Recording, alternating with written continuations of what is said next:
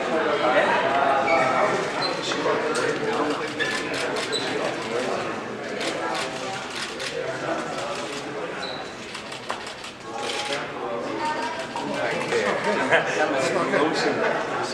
lotion, bro. It's not the bottom. That's the lotion, bro. He always looks bad. Let's go, champ.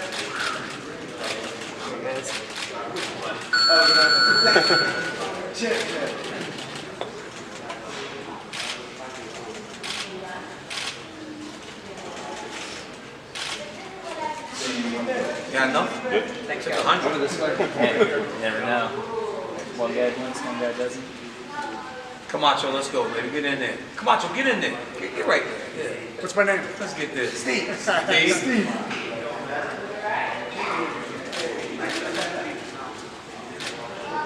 Alright?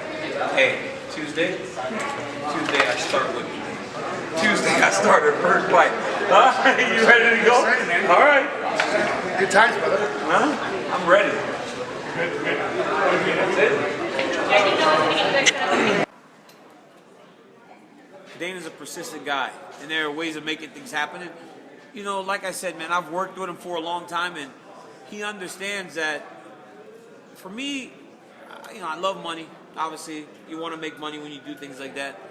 But ultimately, it's about competition. And he touches on things that he knows that I will respond to, right? So when he starts saying things like history, you know, you can make history. If you can pull this off, I tend to listen. And I listened, and then I thought about it, and now we're here. When did he first approach you on it? Right after the fight, he asked me immediately, and you know, you guys know what I said. But then Monday when I got home, he was texting me, and I didn't answer because I thought we were just kind of talking in the back, you know. And the next text I got was, "Stop dodging me, answer your phone." So I called him back, and we got to talking, and I told him some of the things that could happen to make the fight happen, and he was very receptive to it. Was tough on the negotiation, like right away, though? It was part of it. You know, they asked me about the Ultimate Fighter, and I've done it with other guys as an assistant, and I had some things scheduled for right after the fight, so I was like, you know, I don't really want to do the show. And then, you know, he started talking to me about doing the show, and the opportunity to help these young men out. And I was like, man, you know what? I do want to do it. And I said, when? And he goes, you got to be there by next week. I was like, you know, I'm going to have to take a couple days where I have to go do some things. But yeah, I'd love to take a part of it. Hey, tell us about that kind of upheaval in your life, your personal life, family. How do you get things arranged that way? You've got to have a good support system, right? My wife, Selena, has to be understanding. She has to know that it's about things that are much bigger, right? It's about us coming here in 2010 to coach with Team Koscheck and having nothing, and her experiencing it, and look at how we've come full circle. Now we're coaching the Ultimate Fighter, and she remembers that, right? Even though her position now is much different, she remembers being in that apartment in 2010 and not having anything, and not really knowing what we were going to do, just with the hope that we could turn this into something. And she had to understand. It kind of sucks though, because my son has wrestling, my daughter has gymnastics, I've got a youth wrestling team. Again, support system. My assistant coaches at my gyms. My wife actually helping me with all the wrestling. My friend and assistant Cassandra, she helps me. So it's a lot of people that have to play a part in trying to make that decision come to pass. What was her initial response when you said, honey? She's like, no, what are you doing? She's like, we had stuff planned. She was like, you said after this fight we would take time, because normally I'll take a month where I don't do TV. I don't do anything because I want to spend time with her and the kids. And it wasn't a month this time, it was a week. And she was just like, wow, this is crazy. You were saying, like, in Boston, though, that this would be like your last year fighting. Did you ever thought about that you would have the shot for the heavyweight title in this time? No, I didn't.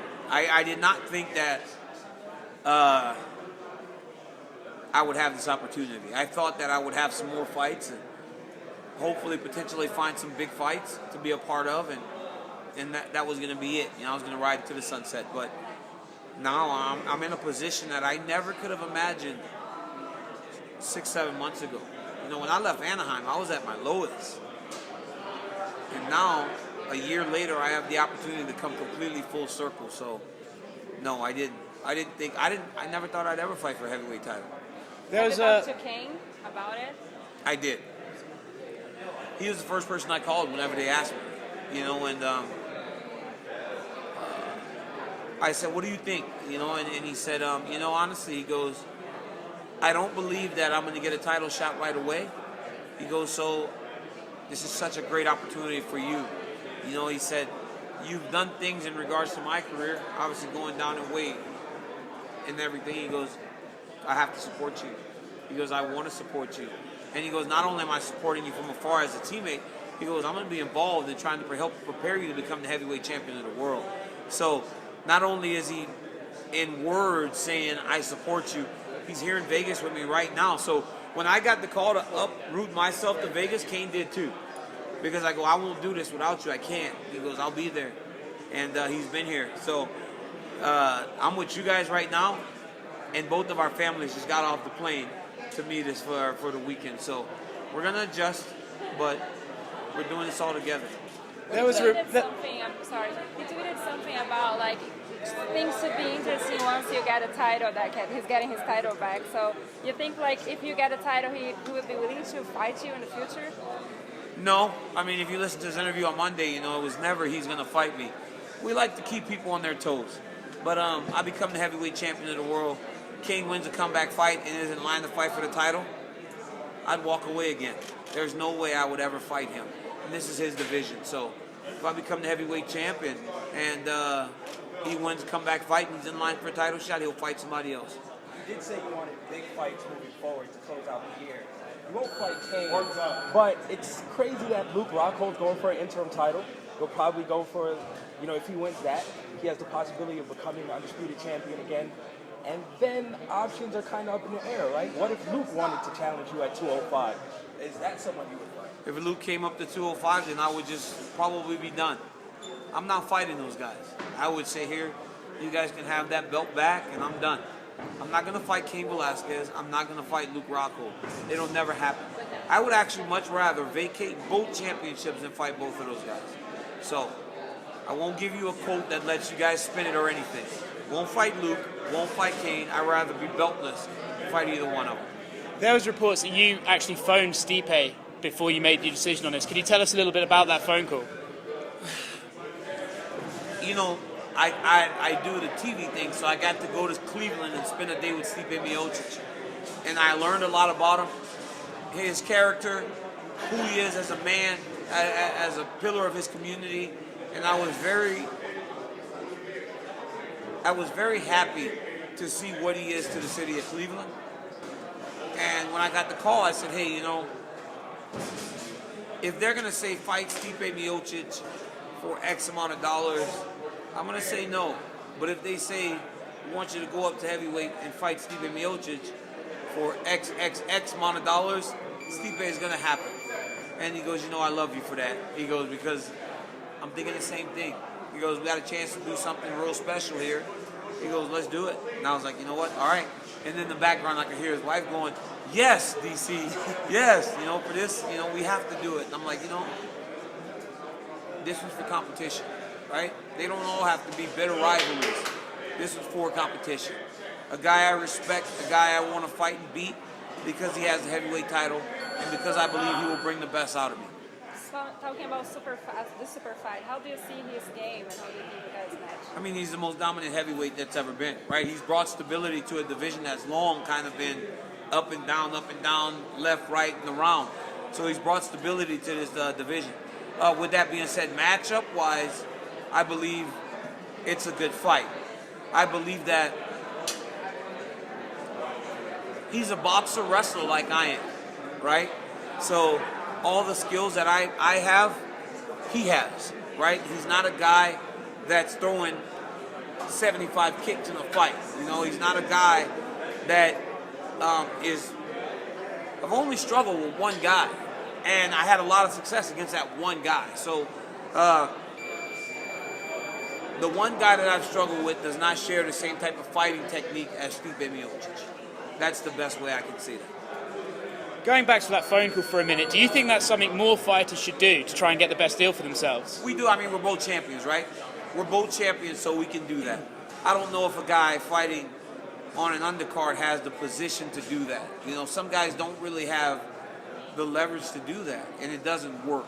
It hardly ever works. But in this situation, we got on the same page because we're both champions. And we're like, look, we don't have to do this. We can stay in our division and just fight other guys.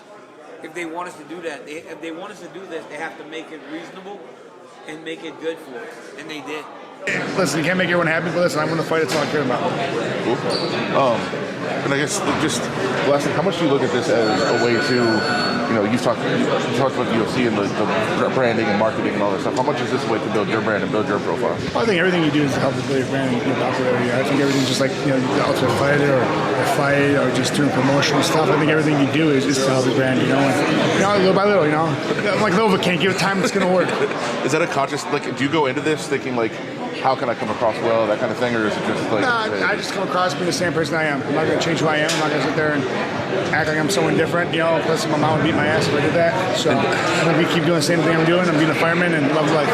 The last thing I had is, do you have to give up hanging up on your wife while she's pregnant? No, God, no. I've done it already. I think I did it today, actually. So, Awesome. Yeah. Thanks, man. Stipe, I know you're going to have a lot of time to prepare and think about the fight, but early on, how do you see it playing out? What do you think are some of the advantages you have over him and that you can enforce in the day of the fight? I think my speed and stuff like that, but I can't tell you everything, man. I know it's a long time away, but I don't get my secrets right. But listen, whatever's going to happen, I'm going to come out on top. I'm going to walk out with my hand raised, my belt's still wrapped around my waist, and still, nothing's going to change. The job as a firefighter, you say you're still keeping it. Do you ever foresee leaving that and doing this full time, or do you see something? Well, I fight full time. I train full time. You want to continue being a Yeah, I'm not going to change anything. If it ain't broke, don't fix it, right? I train full time. You know, I mean, I'm part time in two departments. I pick my schedule, so I work around my schedule. If I need to go somewhere, I might usually have a guy cover for me, or I trade a shift. So I'm never going to change anything I do. And I do train full time. It's not going to do this for a hobby. Cleveland Browns, are they going to win a game next year? Wow, really? Man, you come with the hard questions, and then just that, really? How is your knee? My knee, it feels great. Feeling great, ready to go. It was nice. First week I got home, I just slept, relaxed, rehab. It was awesome. It was so much nice. How did this negotiation start? Was it right after the fight? Yeah. Well, no, actually right before the fight. They asked me. I told them no. I was like, I'm not worried about that. Not worried about my fight. And they came back on a Monday or Tuesday, and they asked me to make sure it was okay with my wife, and here we are. How important is the super fight for your career, and how do you see this going up again? I mean, super fight's great. You know, I'm not worried about it. It's a fight to me. Super fight or not, it's a fight. And, you know, legacy or not, I don't really care. I'm here to win, and that's what I'm gonna do. I'm gonna keep my belt. No one's taking my belt from me. He was saying how important it is because, like, what got his eye into this thing was because it was going to make history and everything like that. Is that also what motivates you to do that? No, I like fighting. I love it, and you know, it's a great opportunity. I match up well with him, and you know, listen, he can say what he wants. You know, he's a great guy, but he's not taking his belt away from me. Matchup-wise, how do you see I match up very well. It's a great matchup for me. I'm very happy with the matchup. So usually in the past few seasons, the Ultimate Fighter has gone back to being more competitive, but you and DC are known as a bit of pranksters. Do you think you'll be bringing that to the show, or do you think you'll be all serious? Oh, we'll see. You know, we'll have to watch the show. It's the first time ever that two champions are going to be the hosts for TUF as well. You know, how have you enjoyed your experience so far? You know, it's been a couple of days, but you know, I think the first couple of days I needed to get used to it. It was weird. It was different because I've never done this.